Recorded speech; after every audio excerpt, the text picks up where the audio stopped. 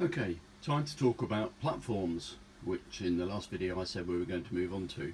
There are three areas that we need to look at. One is the branch line terminus, and then if you remember the layouts, there is a kind of small station stroke halt halfway up the incline, and then obviously over the other side of the layout is the main station.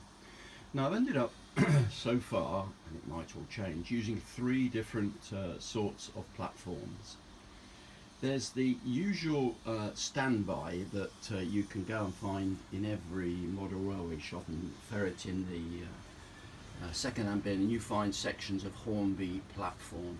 And so I've gathered up a few of those cheap ones and put them together for a possible possible platform for the station halfway at the branch line. And similarly I have constructed a larger platform from the Hornby sections for the terminus. Now in addition to that, I've used the Metcalfe platform kits, and I have to say I've been really impressed with them. For the price you're able to build an amazing collection of platforms. This is actually a good platform that I've put together out of some of the bits that when I was coming towards the end of the kit, but there is also on the layout, sorry for the keep moving around really quickly, another good siding complete with a rear wall at the intermediate station, and we've used the same kit. This is all out of the same Metcalfe kit to construct the platform on the far side of the main station, and as you can see that's quite lengthy and works quite well with the back wall. Still not sure how I'm going to fill in the space between this platform and the back seam. And then the last piece constructed from the Metcalfe kit, and I have to say I've still got some pieces left, is this fairly lengthy goods platform that I've constructed here.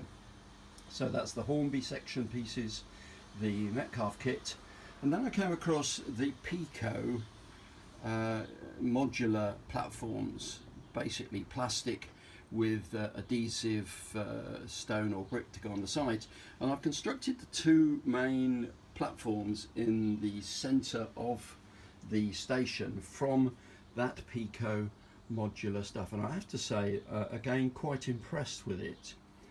If you sense a slight hesitation in my voice, it's that I started off using new stock which I purchased from my local model railway shop, and that fitted together really well, and that's the furthest platform, and you can see that all works well. It goes together quite seamlessly.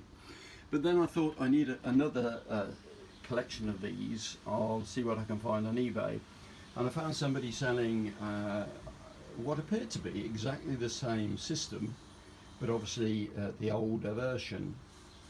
I thought it was worth the gamble to save a bit of money. But when I came to actually put them together, discovered that the tooling on the plastic sections is not as precise as it is on the new stuff.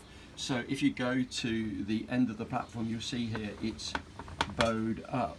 Clearly the sections that are fixed together are not quite moulded smoothly. I've trimmed them down as best I can, but both ends are clearly not working as they should.